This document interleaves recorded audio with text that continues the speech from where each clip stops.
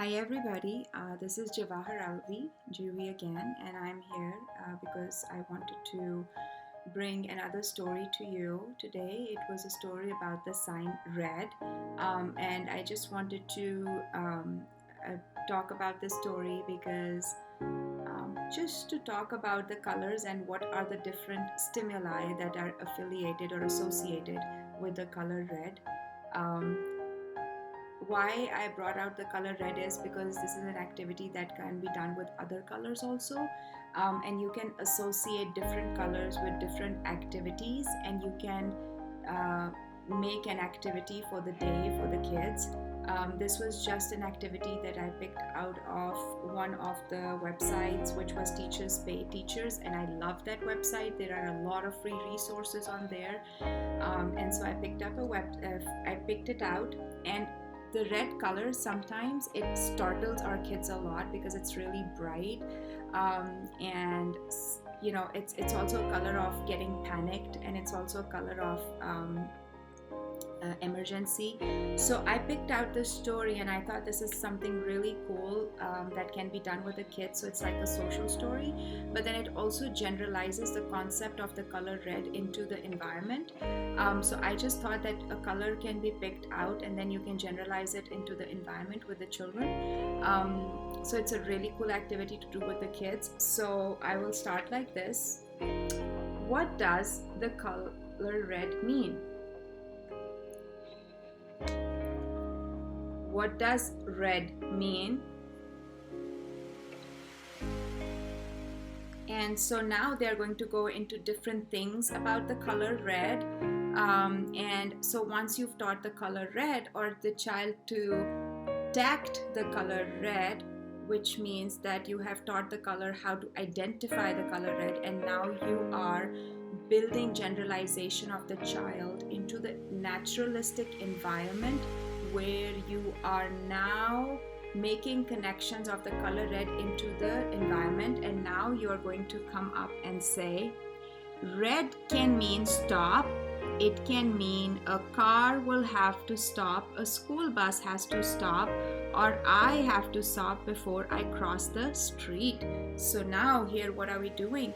We are also labeling the color red, and we're saying that okay, the color red means a stop sign. What does a stop sign mean? A stop sign means we have to stop in the middle of the road. Whenever we see the stop sign, it's us, we have to stop, the school bus has to stop, and any other place has other car or any other vehicle has to stop.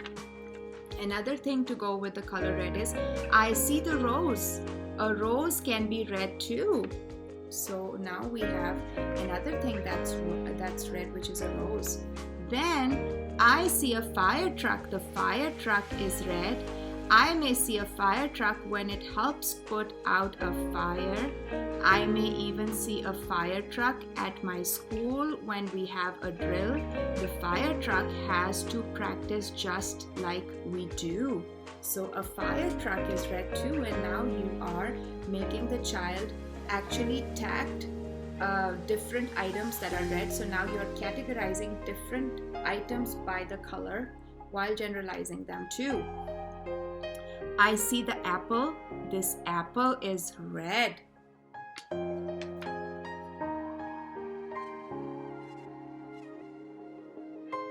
This is a fire alarm. I can see this on the wall at my school. I will hear the loud sound of the fire alarm during practice drills at school. I will listen to my teacher and walk in line with my class and go outside. A police car has red and blue lights that blink and make a loud sound. I may see a police car on the road stopping to help in a car accident, or maybe even at my school. The police may practice at my school during a drill so they can help in a real emergency. I may be in school when I hear my principal or someone important tell us that we are in code red. My teacher will know what to do. I will know what to do too. This is why we practice for different kinds of drills.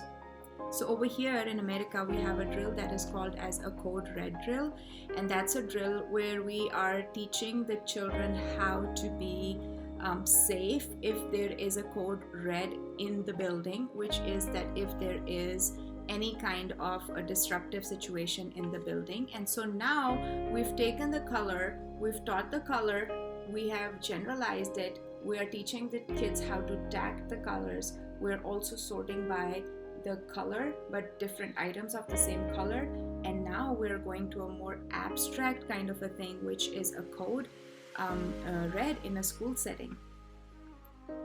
My teacher may tell us to sit quietly on the floor. I will listen to what my teacher tells me to do. I will be very quiet so I can hear what to do. My teacher may turn the lights off in the classroom. My teacher may close the blinds or curtains on the window. It will be dark, but I know that my teacher is here with us. And this is all about the code red, when we have a code red in the school. So now, while we talked about the code red and we built that whole the introduction of the color red, what is color red, what does the color red mean, now we are taking it towards the code red drill that happens in schools.